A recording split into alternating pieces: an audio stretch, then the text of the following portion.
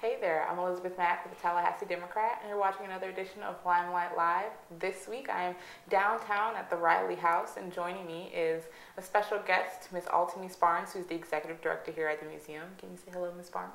Hello, and it's always my pleasure to have you in the Riley House, Elizabeth. I like it here. And I love the house. I pass by it all the time on my way home from the courthouse when I'm covering something for the Democrat, but I think this is actually one of Tallahassee's little hidden secrets, and there's so much wealth of information here given, the history that, and it's Black History Month, so this is just perfect and right on time. You're going to tell us about some of the things that are going on here at the Riley House, correct? Right. One of our signature events in particular, the gala, is coming up, the Applause for the Pioneers Gala, and that is happening on February 24th from 8 to 11 p.m. at Goodwood Museum and Gardens. It's a very important group of pioneers that we are recognizing this year, our lay midwives. Many people have no idea that at one time, of course it should be obvious because there were no hospitals back in the early 1900s on up to the first part of the 20th century. So most of African Americans were brought into the world by midwives. Not only African Americans, but a lot of the midwives also delivered white babies, babies of white families, I should say. Okay. So we are very excited to make this tribute, and so are many people in the community who knew their relatives did this art, we call it a skill, craft, but nobody talked about them, so they didn't know that anybody else cared to even know, what they did. Yeah. We're actually in the museum. We're actually in front of one of the exhibits here. There are also some photos on, well, it's a painting on behind us, but then this in particular is one of the part of the exhibit for the midwives, correct? Right. In this particular room, we have an exhibit about the midwives. This particular case is that of Gertrude Williams. Miss Gertrude Williams was the mother of Frank Williams, one of our very top leaders in the community, owner of Florida Developers. And this is her midwifery bag, her midwife bag, with 10 items that the midwives were required to have in that bag whenever they went to deliver a baby. There was a midwife manual, and it instructed them on the things that they needed to have, and then they were trained in what these products were used for. I always loved coming to museums, and the reason why I want to say the exhibits are the best thing. There's nothing like reading it, but there's nothing like seeing it. I used to volunteer at the Black Archives on FAMU campus, and it was one of my favorite things to do throughout the week because I knew that I'd be able to get just a little snippet and to see what they used and see, it's so different than, what we have today. Right. I think that should be what's most enlightening to people. True. When they come see the exhibit and hear the stories. The stories, there's nothing like a good story. Like my grandmother would share stories with me about how they grew up on a farm, and her parents, my great-grandparents, were sharecroppers even, and I'm thinking, those stories that are still, the fact that they still exist and they're still so, it reminds you that it wasn't that long ago that things were different. True. So that's I love so much love for history. And so the gala, back to the gala. The gala is, I'm going to go off on a little tangent. I know. Yeah, sometimes when we get into history, those things happen. They just sort of take us over. But we are recognizing 7 midwives.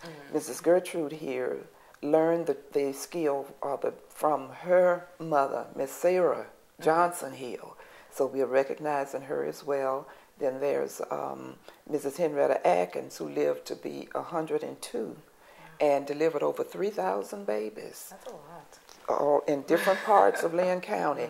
We also recognize Mrs. Martha Sutton, whose son, Reverend Williams, is the owner of Heavenly Catering. Okay. And we have the birthing books of Mrs. Eva Chandler, another midwife who lived in Havana, delivered most of her babies there, but did some work also in Lynn County. Received a very interesting letter yesterday from a lady in Montana who heard about the gala, and her midwife was Miss Rebecca Shepard, who delivered babies out in the Bloxham community. She sent a photo of midwife Shepard holding her, and she's white. This is Debbie from the Stoudemire family.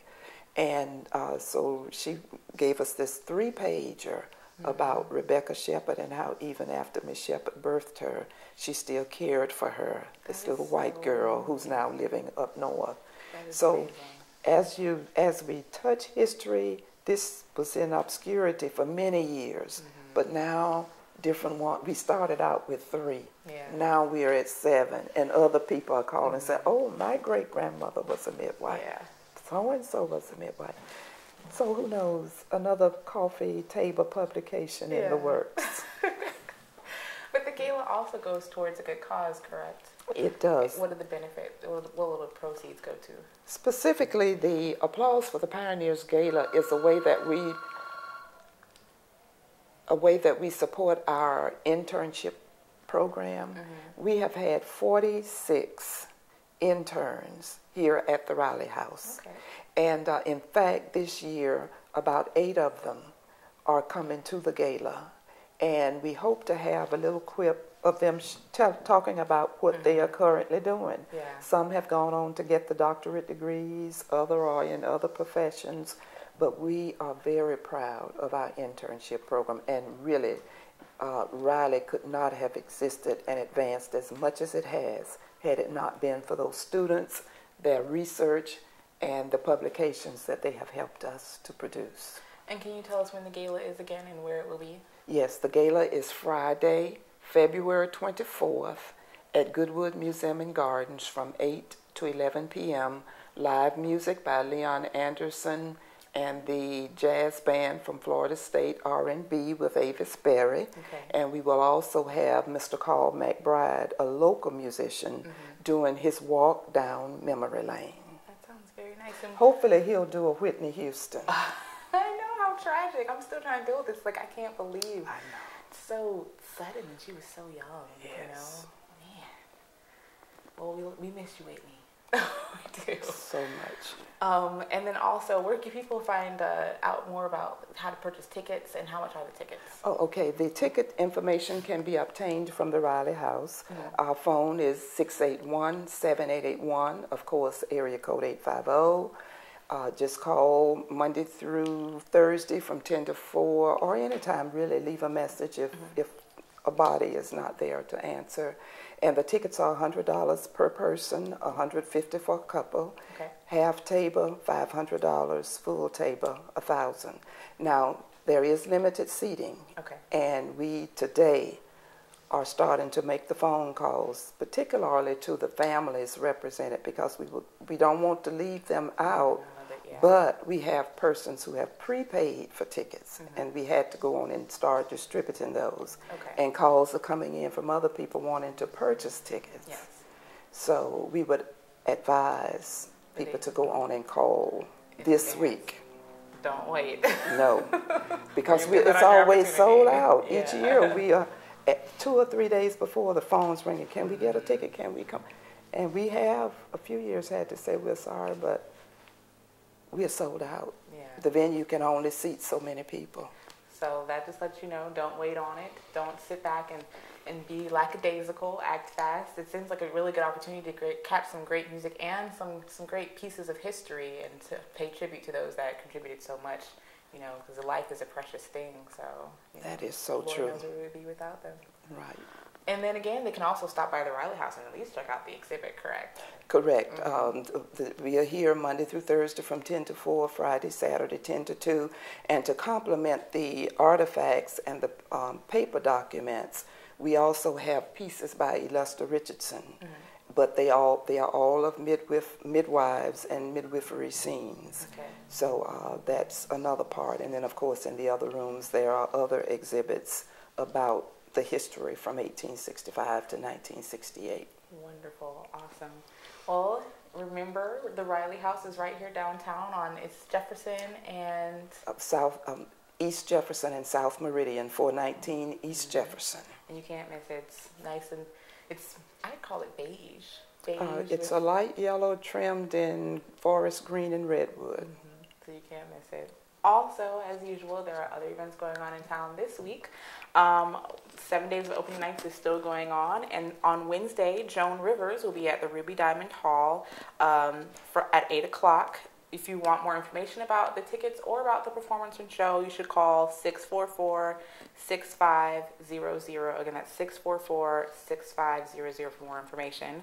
Something that I think is interesting, only because maybe I'm a little biased because I play the flute and I have since the 6th grade.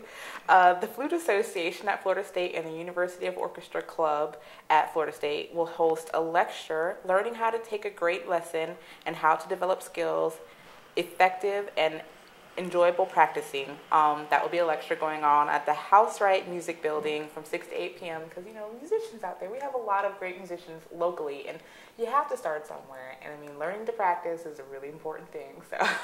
And by the way, I was a music major. Oh. I was piano and voice. Oh, wow. Yeah. Some years ago, but yes. Still, like, once you learn, you can't really ever let that go. We still you practice. Never forget. Yeah, your fingers never forget. Right. And on Wednesday, the FSU at the library, they will be having their FSU Spring Artberry. It's works by students and faculty there at the university for Spring 2012. You can see the Artberry exhibit from 9 to 8 p.m., but they are having an opening reception on Thursday at 6 p.m. And remember, that's at Strozer Library on FSU campus. I don't know, it's always a great opportunity to check out what art they have going on in town. It's always like where you just have to know where to find it. So I just gave you one little snippet. Right. And on Friday, one of my favorite bands, Sarah Mack Band, will be performing at the Warehouse at 8 p.m. Advance tickets are $10, and if you wait till the day of, on Friday, it's $12. The performance, I think the doors open at 8. The performance starts at 8:30, but you probably want to get there early because you're going to want to have a good seat. And again, that's at the Warehouse, which is right there on Gaines Street. And Mardi Gras is going on. And to celebrate locally, our local Mardi Gras bar is having a Crew de Gras Mardi Gras, and that's in Midtown on North Monroe Street, right there by the Grapevine and Sakura and Urban Threads, actually. But you can't miss it because there's a big little sign. Jester, Yes. outside. Yes. So they'll be hosting their Mardi Gras events from Friday till Tuesday of next week, from 2 p.m. to 2 a.m. They'll be having a Fat Tuesday celebration, a crawfish broil, live music, and something that really stuck out to me is they said that there'll be lots of debauchery. So if you want to get involved, Friday to Tuesday, 2 p.m. to 2 a.m. You can check out a specific list of what they have going on their website at www.crewdegras.com. That's crew with the K, KREWEDE, Gras, GRAS.com for more details on the events and what days and times that those will be happening on.